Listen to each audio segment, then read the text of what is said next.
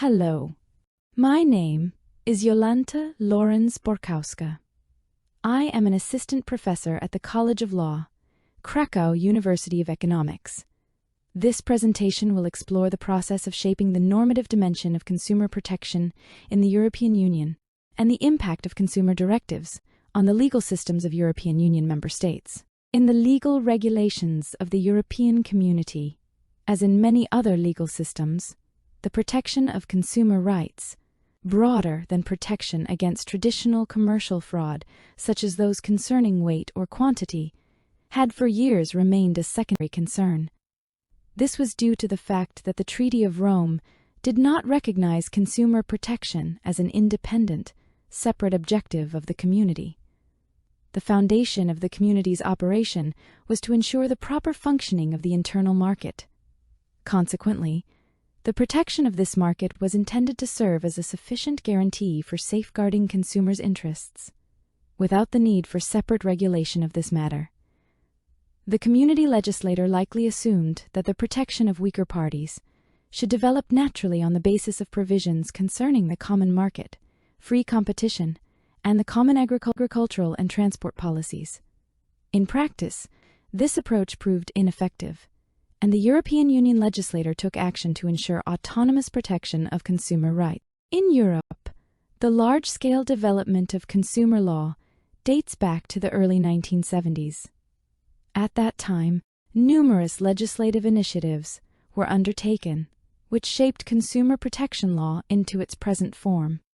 Article 2, the Treaty of Rome established as one of the community tasks the pursuit of raising the standard of living. This wording can be interpreted as a precursor to the later development of consumer policy.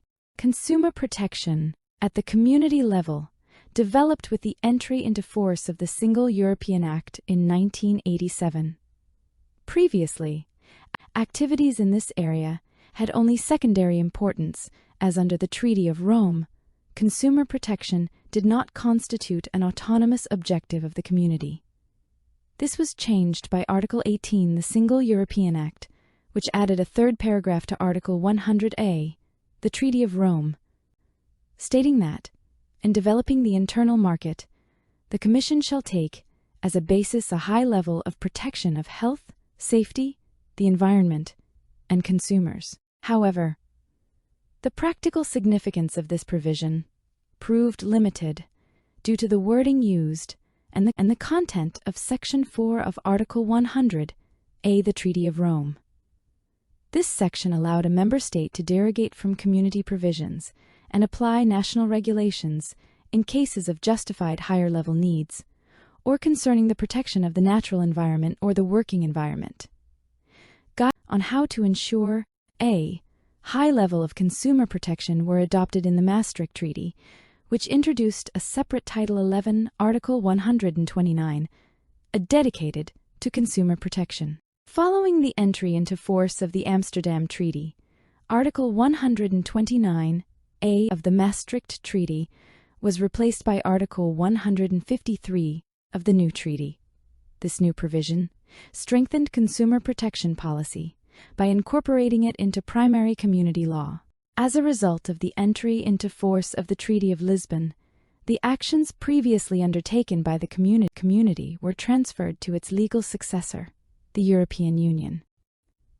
Consumer protection is now defined in Title 15, Article 169 Treaty of Lisbon. An analysis shows that the content of Section 1 of this provision is essentially identical to that of Section 1 of Article 153, the Treaty of Amsterdam. The only difference concerns the change in terminology from community to. In 1975, the Council of the then European Economic Community adopted the first program of a common policy for consumer protection and information, defining 5 consumer rights: the right to health and safety protection, the right to the protection of economic interests, the right to redress for damages, the right to education and information, and the right to representation. During its implementation period, it was not possible to fully achieve all the objectives of the first program.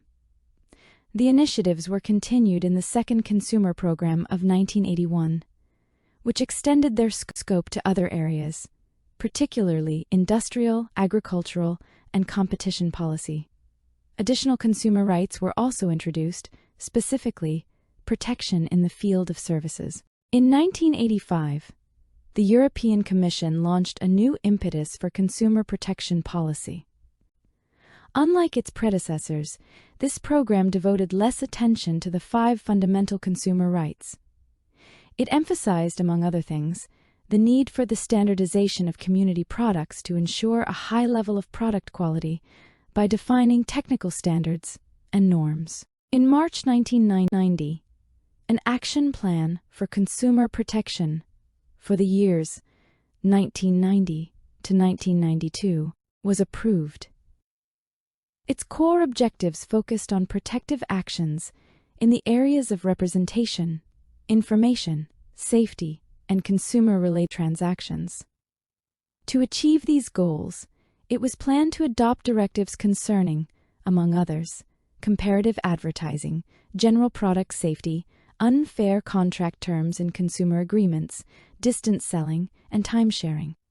These plans were implemented in later years as a continuation of this plan. New objectives for 1993 to 1995 were published under the title A Single Market for European Consumers. The main goals were the consolidation of existing community regulations and the development of priority directions to improve consumer protection and awareness of consumer rights. The continuation of the objectives that had not been achieved in the previous plan was another one for the years 1996 to 1998, which covered the following issues: improving consumer information, supporting the adaptation of consumers to technological changes, and examining the extent to which consumer policy could in the future support key union objectives, such as the realization of economic and monetary union and the enlargement to include the countries of Central and Eastern Europe. The subsequent plan for 1999 to 2001 covered the following issues: strengthening the voice of consumers in the European Union, ensuring a high level of consumer health and safety, and fully respecting consumers' economic interests. It is easy to see that, once again, the European Commission emphasized the same fundamental consumer rights. The 2002 to 2006 strategy covered protecting safety, economic and legal interests, informing and educating consumers, and promoting consumer organizations and their input into policy development. In this strategy, the European Commission introduced a new approach based on full harmonization. The objectives of the 2007 to 2013 plan included empowering consumers, improving their well-being in terms of prices, products, quality, availability, and safety of goods and services, and ensuring effective protection against serious threats, especially those that consumers cannot manage on their own. The strategy aimed to create a more integrated and efficient internal market by raising consumer awareness, streamlining consultation, better representing their interests, and ensuring effective enforcement of legal provisions. Next, multi-annual consumer program for 2014 to 2020 focused on 4 main priorities: strengthening and enhancing product safety through effective market surveillance, improving law enforcement through closer cooperation among national enforcement authorities, and supporting consumers by providing advice. The current consumer program for 2020 to 2025 was adopted in 2020, largely due to the COVID-19 pandemic. The crisis prompted member states to take decisive action to ensure equal access for all individuals to testing, personal protective equipment, treatment, and vaccines against COVID-19 at affordable prices. The pandemic highlighted the importance of consumer protection and close cooperation among European Union authorities, especially as fraudulent activities, misleading marketing practices, and scams related to online purchases increased significantly. It became necessary to address challenges affecting consumers' daily lives, particularly regarding access to goods and services, the ability to travel, and entering or leaving the European Union. All consumer protection programs have influenced, and continue to influence, the shape of protective policy. Analyzing their content reveals that the European Commission consistently emphasizes the same consumer rights. This is partly due to the ineffectiveness of earlier measures, and partly to the need to adapt regulations to the changing economic reality. At the European Union level, the primary instrument for protecting consumer rights is the directive. Initially, its scope was minimal. Member states were free to supplement European Union law with more favorable national regulations. This approach was justified at a time when consumer rights significantly across member states. However, with the increasing harmonization of legal provisions aimed at improving the internal market and strengthening consumer protection, it became clear that European Union legislators, within the limits of their powers, should not leave room for supplementary national provisions. The method of minimum harmonization led to divergences in the internal regulations of member states, which adversely affected the economic objectives of integration. Moreover, such a system did not create coherence among the various national legal orders. On the other hand, the use of directives made it possible to combine community standards with the specific features of domestic legal systems. However, as this approach to harmonization ultimately proved unsuccessful, a policy of maximum harmonization began to be pursued. Even though Article 169, Section 4, the Treaty of Lisbon, maintained the rule of minimum harmonization. Directives are addressed to individual member states, and must therefore be incorporated into the national legal system of each of them during the implementation process. The language used in a directive is crucial in the implementation process, especially when it regulates private law matters. Consequently, a directive defining the objective to be achieved by member states may be imprecise.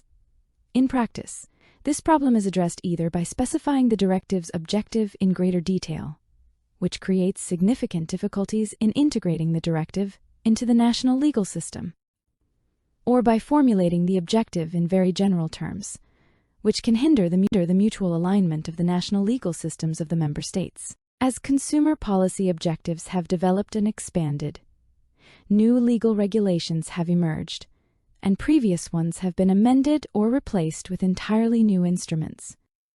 These actions are justified by the need to keep pace with changing socio-economic conditions and the emergence of new regulatory challenges for legislators. However, this approach is not entirely appropriate, as legal norms, by their very nature, should be as abstract as possible. This ensures their flexibility and ability to adapt to changing realities, without the need for constant updating and, consequently, constant amendments to the law. Ensuring proper protection for consumers is a multi-stage process. The actions initiated within the European Economic Community are being continued by the European Union. Initially, the goal was not to protect the weaker party in transactions, but rather to remove barriers to the functioning of the internal market and to safeguard competition. However, this approach gradually evolved, especially from the moment consumer protection became an autonomous objective of the community. At the beginning of the process, the focus was placed on the protection of health and safety. Later, the right to information and education was added, as well as the possibility for consumers to organize themselves to defend their interests. Directives have become the main instrument of common consumer protection policy. However, their main drawback is the lack of horizontal direct effect, meaning they cannot be invoked in relations between private entities, which may be detrimental to consumers. Directives may vary in their subject matter. Some are general, others more specific. However, this diversity can have negative consequences for consumers, as an excessive number of detailed provisions can make it difficult not only to understand their content, but even to remember their titles. Additionally, the situation, not only for consumers, but also for other entities such as businesses, courts, the legal profession, and consumer protection authorities, is complicated by the need to adapt to new regulations following the implementation of frequently changing directive provisions. In practice, this may create a sense of instability in the legal framework. Moreover, directives, especially those adopted in recent years, often use language that is incomprehensible to the average consumer, so detailed and extensive that assimilating their content can lead to consumer information overload. The introduction of such regulations into national legal systems may result in the practical non-fulfillment of the requirement to protect consumers. Moreover, in countries where consumer protection has been elevated to the constitutional level, for example in Poland, it may contribute to a crisis of the rule.